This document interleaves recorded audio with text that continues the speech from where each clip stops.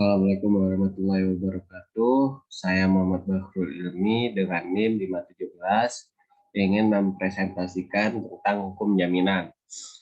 Hukum jaminan adalah suatu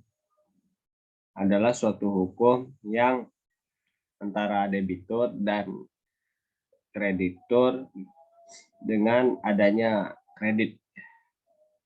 Hukum jaminan sendiri itu diatur dalam hukum jaminan itu yang mengatur terdapat dalam pasal 1131 KUH Perdata dan 1132 KUH Perdata.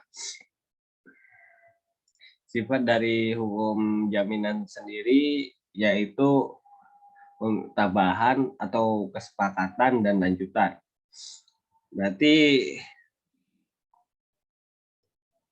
di sini sifat perjanjian itu tidak berdiri sendiri, kecuali didahului dengan perjanjian sementara atau perjanjian pokok dulu.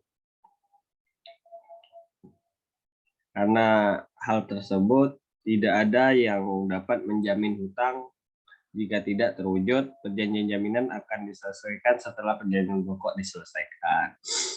Nah,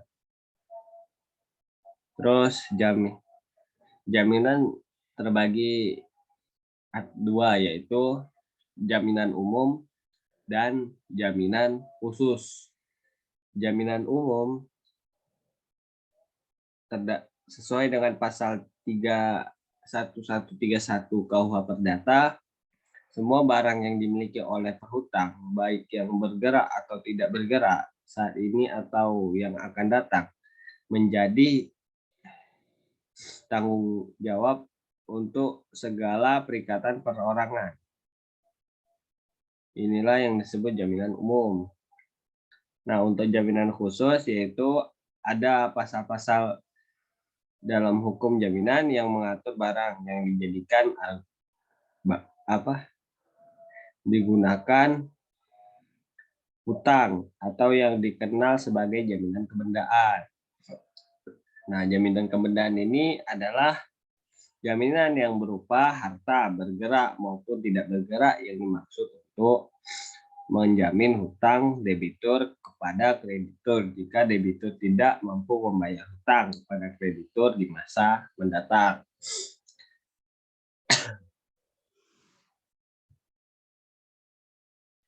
Jenis-jenis kebendaan. Jenis-jenis jaminan kebendaan. Di sini jenis-jenis jaminan kebendaan itu ada 3, yaitu fidusia. Fidusia itu adalah pengalihan hak atas kepemilikan suatu kepemilikan.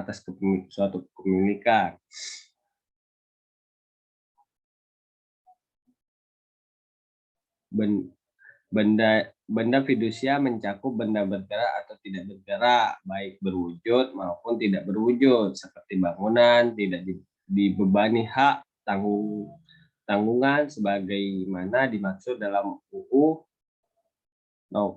nomor 4 tahun 1996 tentang hak tanggungan.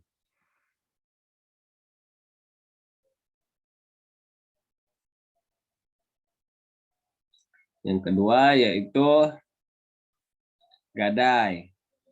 Gadai itu adalah upaya untuk tidak memperoleh dana dengan cara memberikan benda jaminan yang berharga pada pihak pemberi dana atau pihak kreditur. Nah,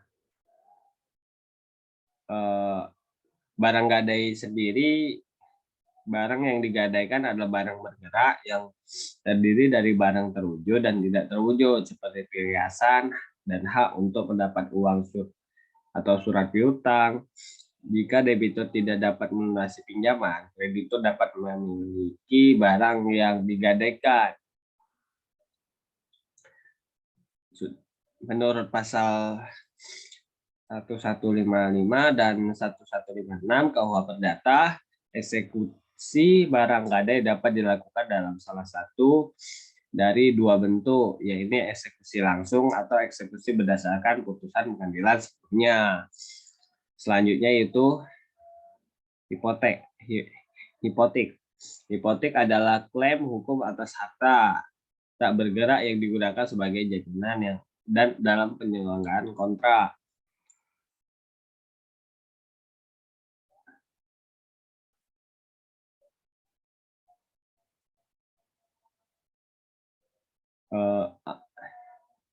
Apabila debitur gagal memenuhi kewajibannya menurut pasal 1178 ayat 2 KUH Perdata, pelaksanaan hipotek dalam kasus debitur wan prestasi memberi peminjam, maka kreditur sebagai pemegang hipotek di kapal berhak untuk melakukan penjualan lelang publik atas kapal yang sudah dibebani hipotek.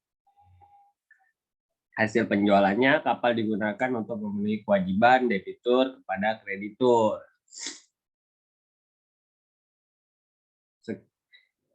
Sekian dari saya. Hanya itu yang bisa saya jelaskan. Selebih kurangnya saya mohon maaf. Wassalamualaikum warahmatullahi wabarakatuh.